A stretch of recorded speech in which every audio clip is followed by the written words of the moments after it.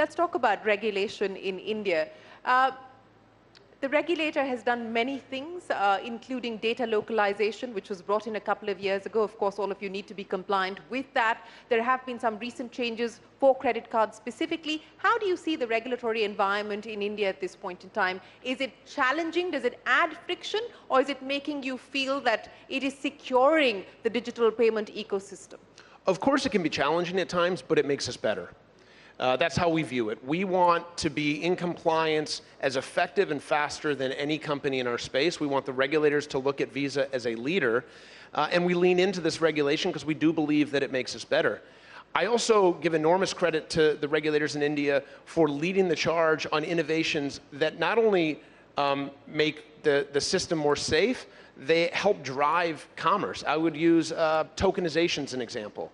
I think the regulators in India leaned into tokenization, they mandated tokenization, and as a result, e-commerce is going to be adopted even faster in India. It's going to be safer, it's going to be more secure, it's going to have higher authorization rates. So you're saying that the regulator in India was ahead of the curve on tokenization? Absolutely. They were an innovator in that way of leading, as far as all the regulators in the world, by mandating tokenization for e-commerce in India. Mm-hmm. So what would you say are the key risks today?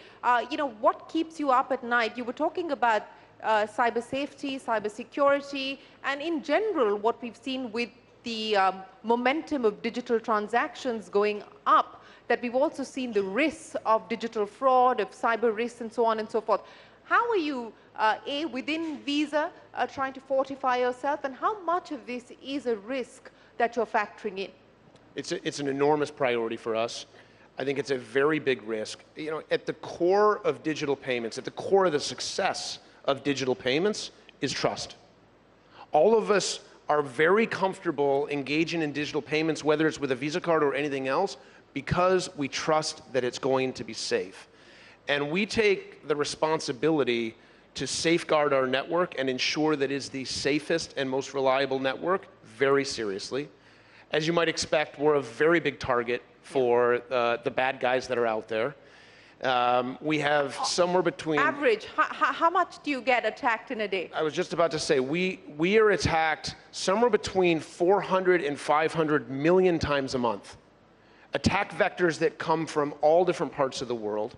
I'll give you another example. We have about 30,000 employees.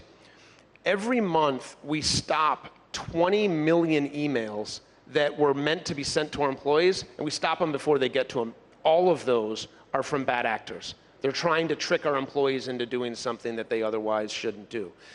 So we take that very seriously. We've invested billions in our cybersecurity protections. We have 1,000 people that come into work every day, and all they do is focus on our cyber protections.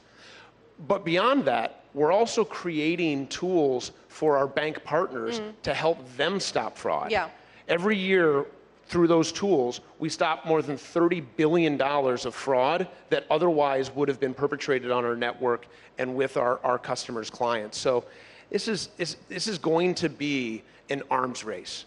It's going to continue to be an arms race, and we are going to invest, and we're going to work as hard as we possibly can to stay one step, if not 5 steps ahead of the bad actors, to ensure that the network is as safe and as secure as it possibly can be. When you say that this is going to be an arms race, explain to me how you're going about it. I mean, putting money at the problem or throwing money at the problem is just one aspect, but how are you thinking about this strategically? And more importantly, how do you look at this from your partner's perspective as well, who may not have the ability to throw money at the problem? Well, first on the second part of your question, this is something I've been talking to everyone that I've had a chance to meet with while I've been in India. We want to protect our network, the Visa network, with all of the tools and security that I mentioned, but we also want to make these tools available to all networks. We want to make our services available to any network that's out there, because let's be honest, like all of the network of networks that we operate in across the world, and on this particular topic, we're all in this together. We need to be investing in the safety and security of digital payments so that everybody across the world continues to trust. So MasterCard and you are aligned on this one.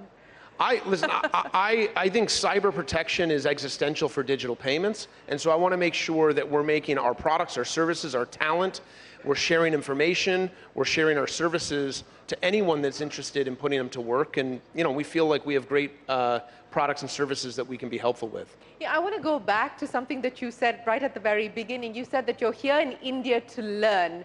And in the context of the digital public infrastructure and what India's been able to do with the India Stack, it was a big part of our pitch to the world through our G20 presidency as well. What do you see as the opportunities to export the India Stack to the world? Yeah, first of all, I think the world is paying very close attention to it. I think there is a meaningful opportunity to export the stack. I mean, you go through it. Aadhaar, UPI, ONDC, DigiLocker. I mean, all of these elements of the stack are extraordinarily impressive. I was saying to my team the other day, I think if you look at what India has done, and you look at the product roadmap, I would put it up against any of the best big tech players on the planet. Not just the roadmap itself, the clarity, the execution, the transparency, the length of the roadmap. It is remarkable execution, and I think there is a big opportunity to export the stack far beyond India.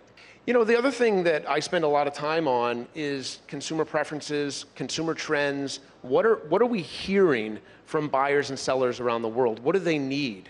What are the technologies that are changing how they're running their businesses or they're engaging in their lives? By the way, generative AI, another topic we could talk about that's helpful is how I think it's going to change shopping, which I think it'll have a very big impact on that. More experiential? Yeah, I think it's just going to make it easier.